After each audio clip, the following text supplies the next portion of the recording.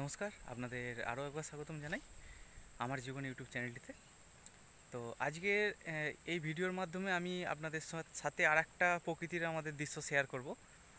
আর যে পরিবর্তনটা আমার জীবনের সাথে ঘটে গেছে, মানে আমি যেটা দেখেছিলাম এই জায়গাটাকে, সেটা এখন কেমন হয়েছে সেটা আমি আপনাদেরকে দেখাচ্ছি এবং বোঝাচ্ছি। জিনিসটা দেখতে থাকুন, ঠিক আছে? তো আর একটা কথা বলতে চাই, আজকে 46 ডিগ্রি টেম্পারেচার গরমের, কিন্তু সারা দিনটা কাটানোর পর এখন প্রায় 6টা বাজতে চললো।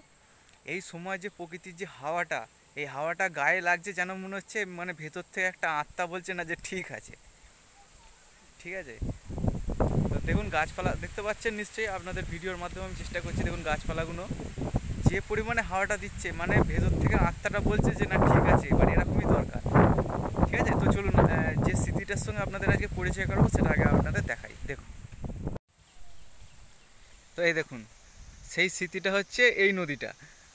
তো আপনাদের আমাদের এখন আমি আর জায়গাটা লোকেশনটাকে বলে দিই, তাহলে আপনাদেরও বুঝতে সুবিধা হবে। আমি এখন চুঁচুড়োর একটা জায়গায় আছি, সেটা হলো চুঁচুড়োর সুগন্ধা অঞ্চলে, ঠিক আছে।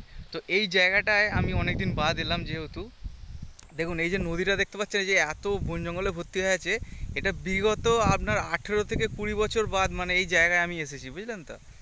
মানে ছোটোবেলাকার সঙ্গে এই জায়গাটার আমার একটা অনেক বড় পরিচয় আছে, ঠিক আছে। তো এতদিন বাদ এসে এই নদীটাকে দেখে আমি ঘাবড়ে গেছি।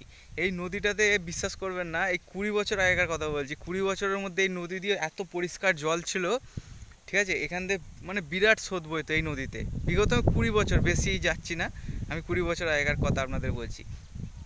এই নদীটা দিয়ে এত স্রোত বইতো আর এত পরিষ্কার কাঁচের মতো জল ছিল যে না দেখলে বিশ্বাস করা যায় না। কিন্তু এখন এই বিগত 20 বছরের মধ্যে পার্থক্য দেখুন, খালি কত চেঞ্জ এসে গেছে প্রকৃতির।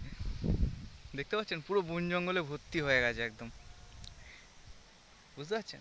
মানে সেকেন্ডে সেকেন্ডে প্রকৃতির চেঞ্জ হচ্ছে। কোনো একটা জায়গায় হয়তো আরও অন্যরকম প্রকৃতির রূপ দেখা যায়, কিন্তু এখানে দেখুন পুরো একদম অন্যরকমই সিচুয়েশান চলে এসেছে।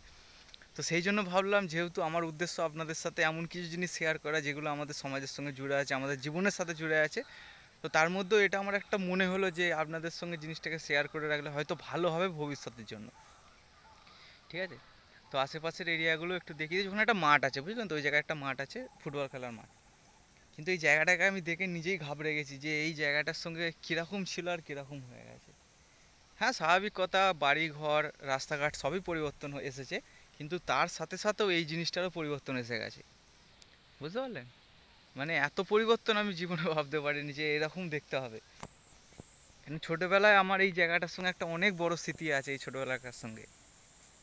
কিন্তু এখন দেখার পর আমি নিজে ঘাবড়ে গেছি যে এই জায়গাটা কীরকম ছিল আর এরকম হয়ে গেছে, বুঝলেন তো, বুঝলেন।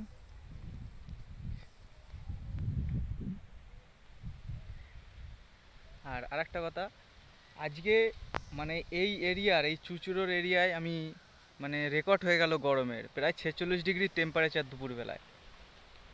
তো এখন 46 ডিগ্রির পর এই 6টার সময় এই যে প্রকৃতির যে হাওয়াটা পাওয়া যাচ্ছে, গায়ের মধ্যে যে হাওয়াটা লাগছে, মানে এর একটা মধুর, মানে মধুর থেকেও মধুর মিষ্টি একটা ভাব আছে।